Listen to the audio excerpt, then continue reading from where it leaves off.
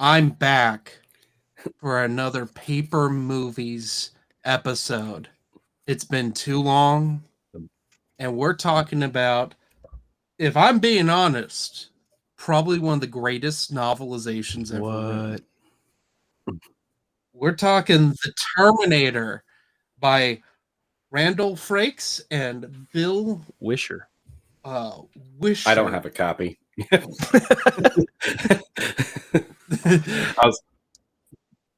This is a hard one to get physically at this point. That's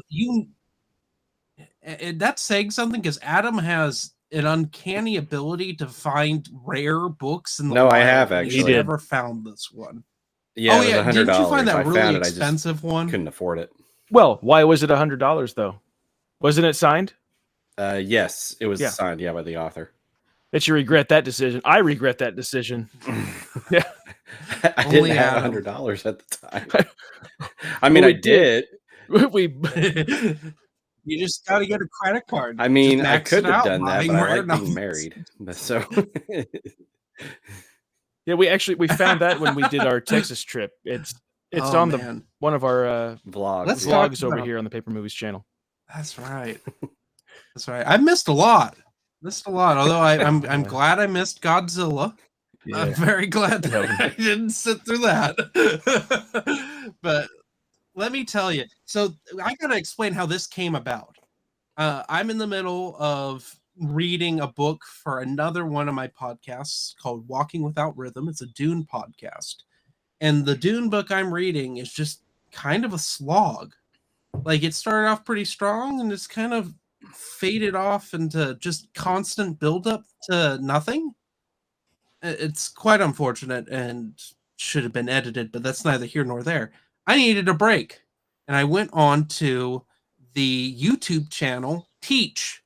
Now, Teach, he does novelization audiobooks and novel audiobooks to properties from the 80s and 90s.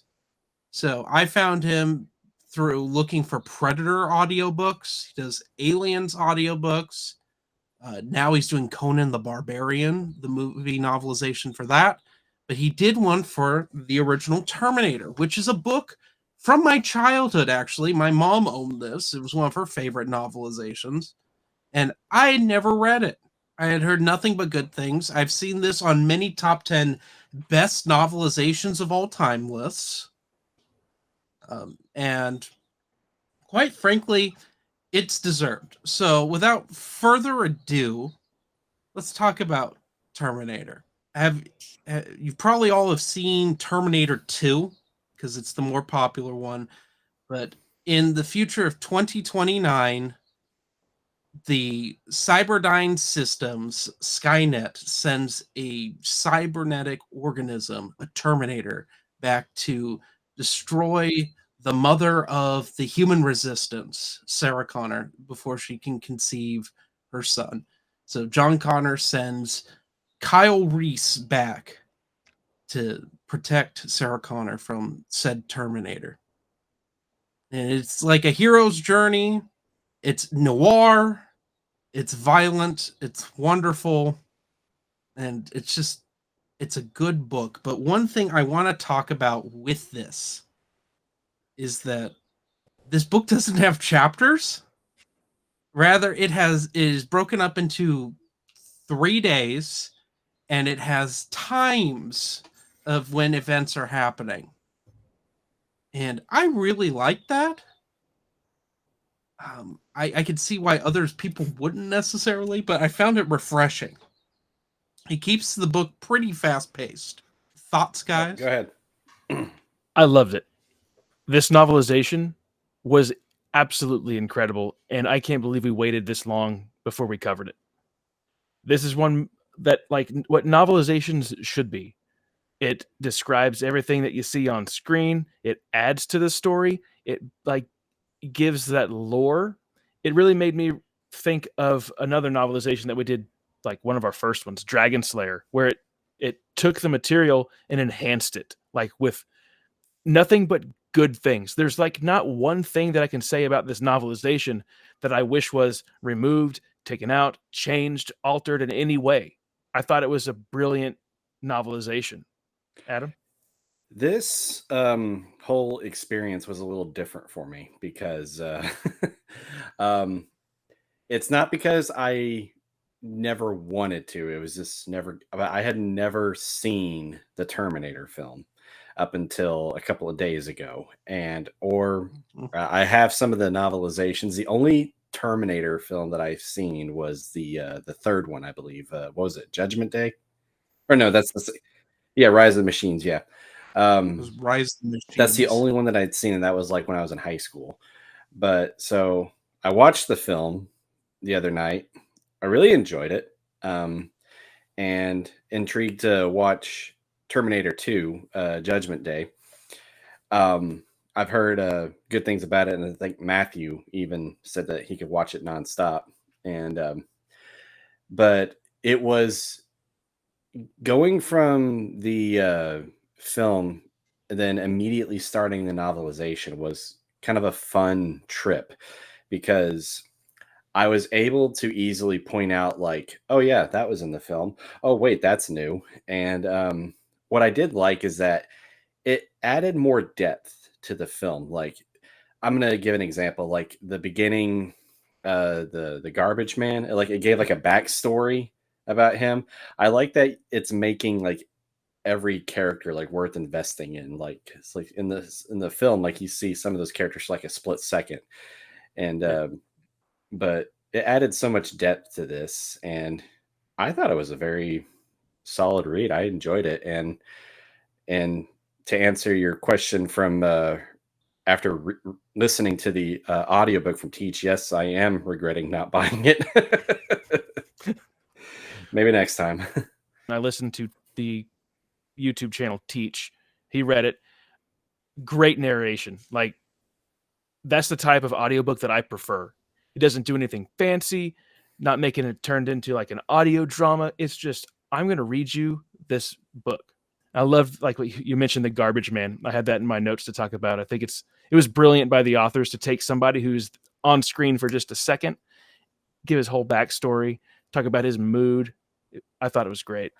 Yeah, I felt bad for one of those. It was the guy who owned the gun store because he was talked about how Yes. he's like, oh, this guy must be, he thought the Terminator was like a fellow gun collector, and he was just like, oh man, this guy's a collector, and he's like, it's rare to meet people with this much knowledge of guns and everything. And then the spoiler alert, the Terminator kills him, and I'm like, and then like it said, like it's like the last thing that he was thinking was, I should have stayed in Maine. And I was like, oh. Knife subplot is kind of interesting, where that's cut out of the film, partly because this film was fairly low budget. I mean, James Cameron had directed one film, Piranha 2: The Spawning, a great film where the piranhas fly. So like he didn't have a lot of credit to his name. So it was a miracle this even got greenlit to begin with. There's a subplot where the Terminator's killing every Sarah Connor in the phone book.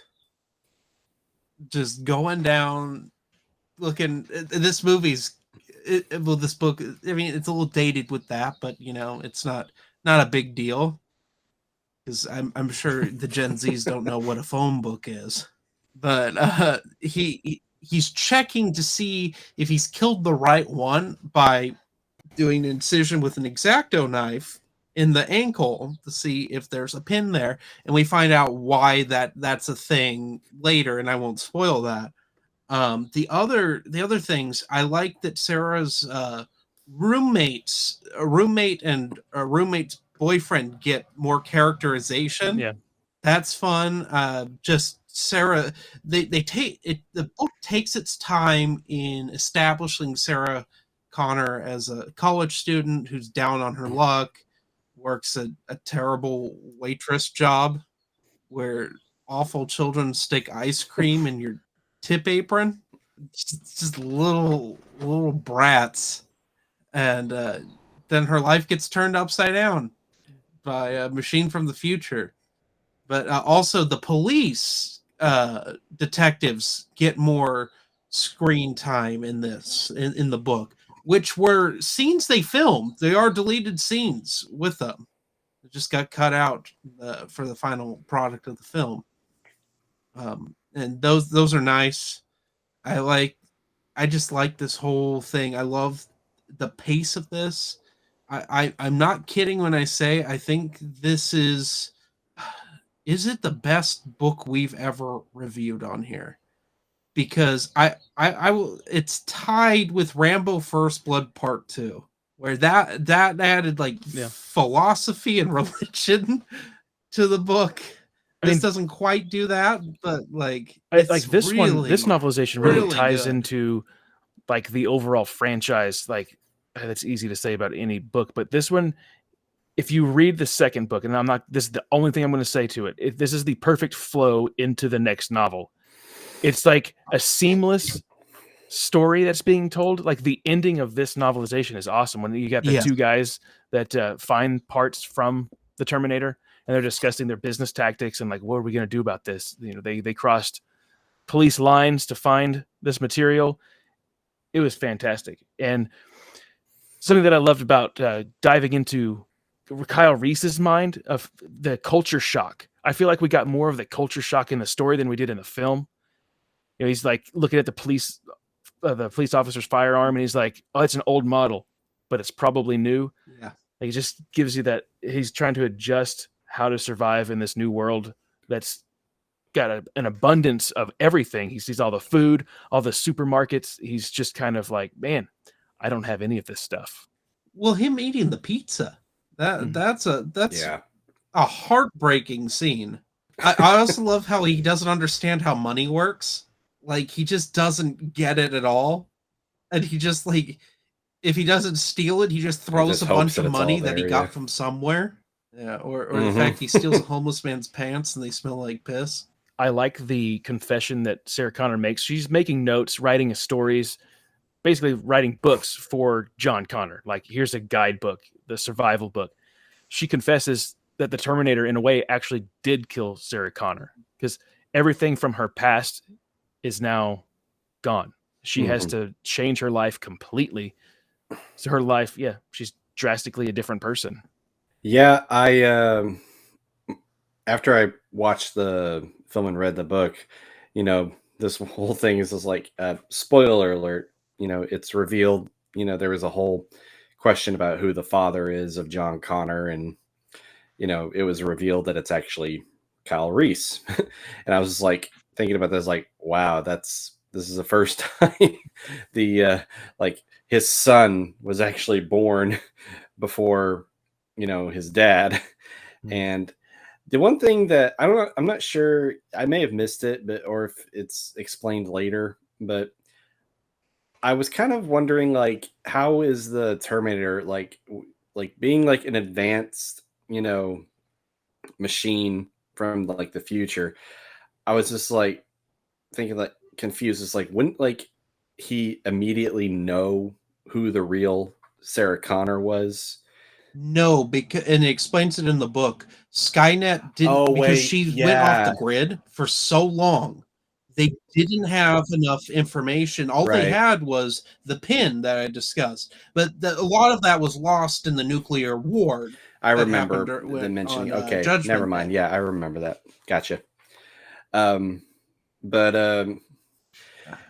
yeah, I was surprised by it. Like, I want to finish like the whole series. Like, I mean, I've already seen the one of the films, but I want to kind of keep going because I'm invested in the franchise now. I kind of want to.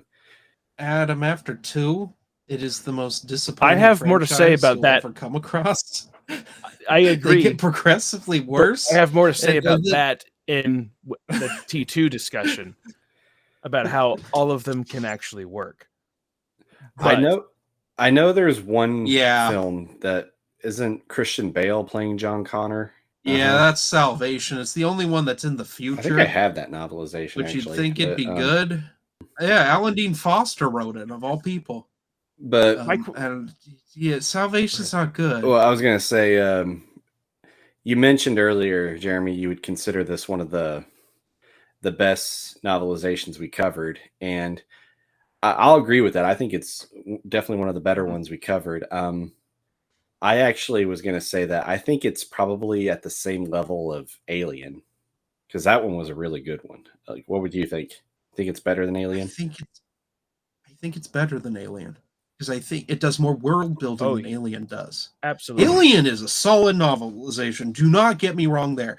Aliens, not so good, but that's a whole nother thing there.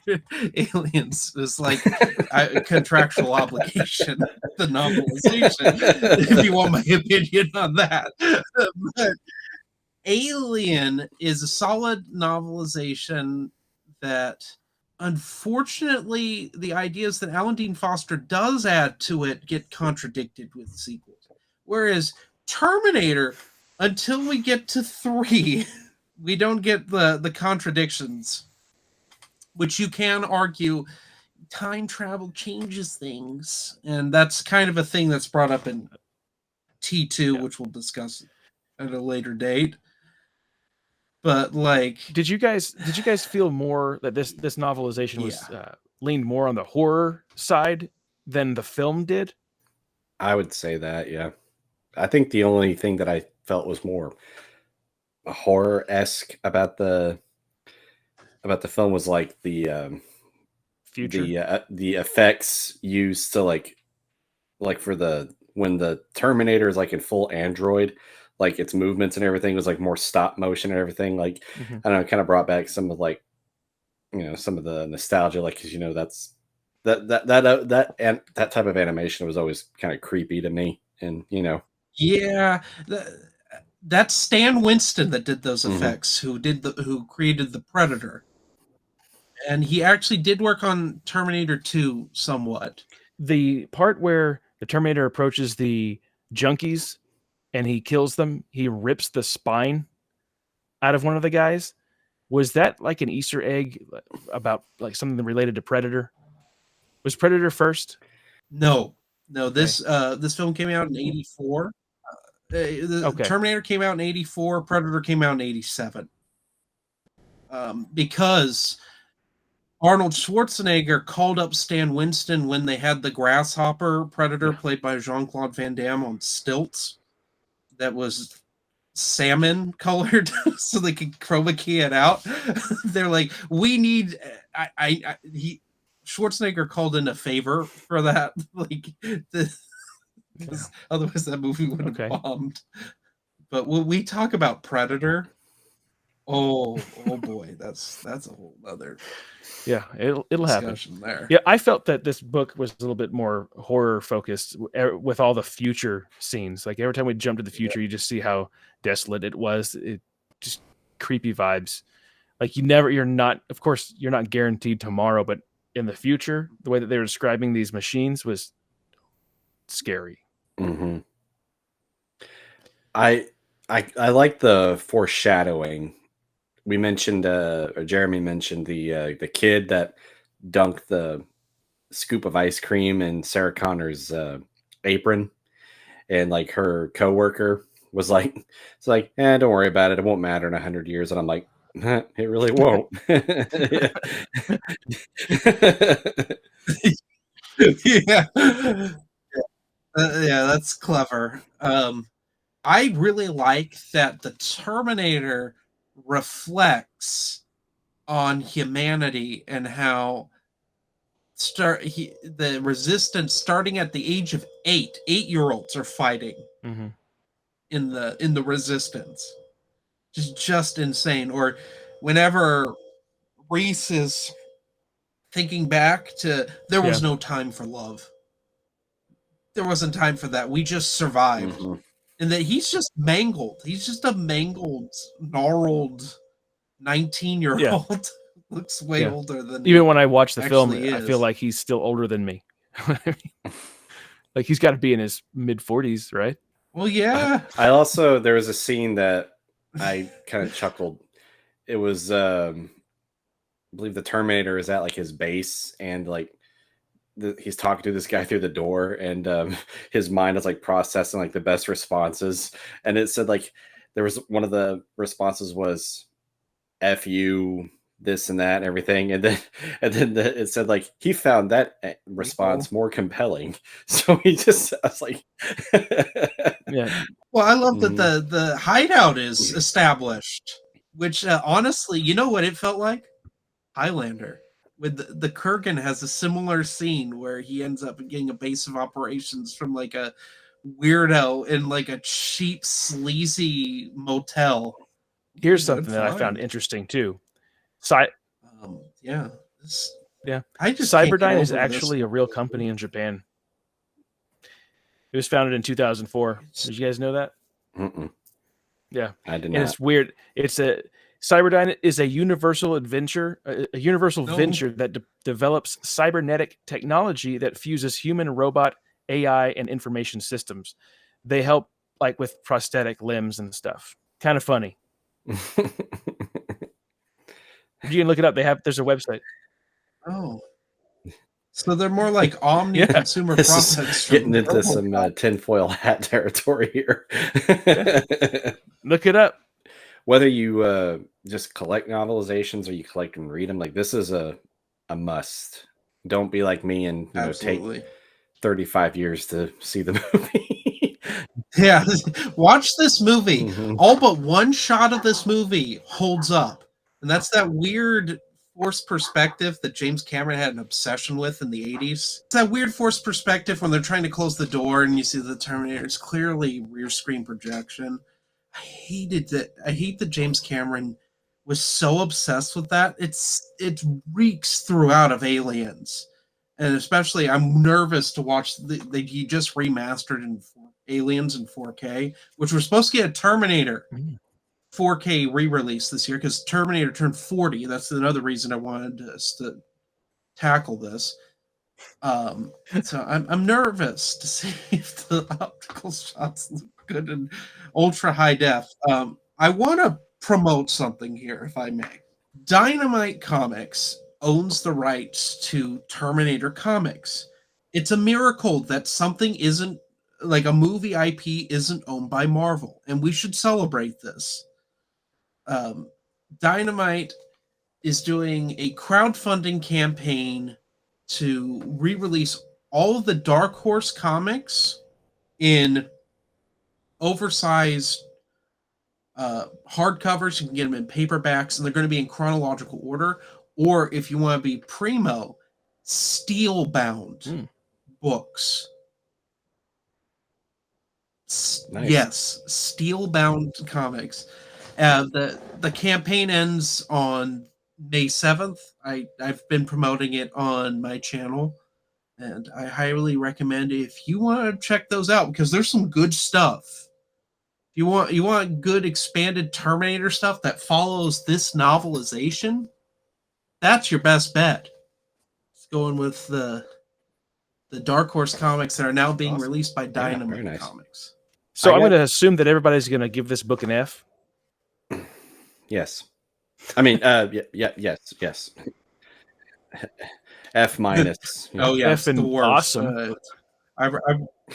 I'd rather read Jaws: The Revenge. You know what's worse about that novelization? I remember I read that whenever I had the flu, so that made that sickness experience worse. I had the. I remember having a similar experience with Gremlins. I enjoyed Gremlins more than Jaws: The Revenge, but I remember having to like read that while I was trying to get over COVID because I had a bad reaction to COVID, and I just had to like. And I was listening. I read the book through 80 Slasher Librarian, and what did help though was like I liked the chapter like he forgot. Yeah. 2-word chapter. But Yeah. I have to point out Yeah. something though because I kind of got a chuckle out of it. The I know it's not in your case, Jeremy, but Matthew, the it's funny that we read this one after Godzilla because Godzilla's starting to follow us because Sarah Connor has a pet iguana. But yeah, I this book an F definitely. No, I'm just kidding. A. Yeah. I give it an A. 6 out of 5. Up. Yeah. 6 out of 5. He that's the equivalent of going to 11, you know. Yep. Turn it up to 11. Oh yeah. Yeah, this is deserves to be considered one of the greatest novelizations, up there with Halloween, Rambo First Blood Part Dragon 2, Slayer. Rambo 3, You know, Alien. I will say that for Dragon Slayer, novelizations, Willow. like, it would be cool. Like, we need to like talk to like book publishers and say, hey, like, these are paper movie stamp of approval. Like, you should put these in like collector's edition hardcover. Like, they just released Halloween in hardcover. Oh yeah, These are essential true. My novelizations. copy, it came in. Yes. But they have to be in like either leather bound or hardcover, not like, mass market paperback, because I think they just released Godzilla X Kong in in paperback format. It's the trade paperback size. It's pretty big compared to mass market.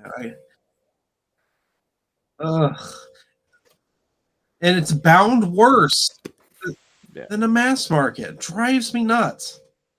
But that's a story. That's for another podcast in general. So, like, I want to go. Good. I want to put it like in a glass case. Doesn't get enough love.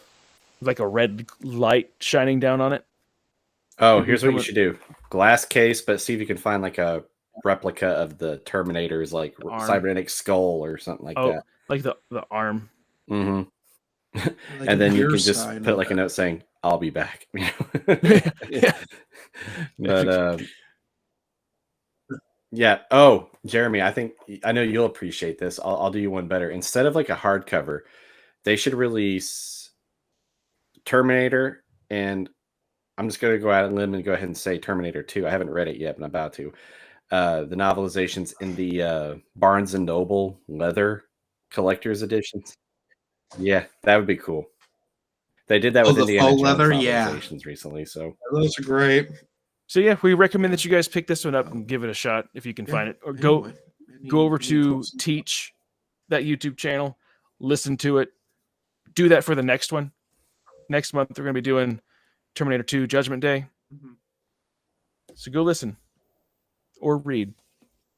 So yeah, big shout out and thank you to Teach for, because there are some channels that are now, coming out and doing stuff like this, like 80 Slasher, as I mentioned earlier, is one of them too. Like, really appreciate what they do, because they're, making, these novelizations accessible to like people that, can't like maybe find them or afford them, because, some of these are really racking up there in price.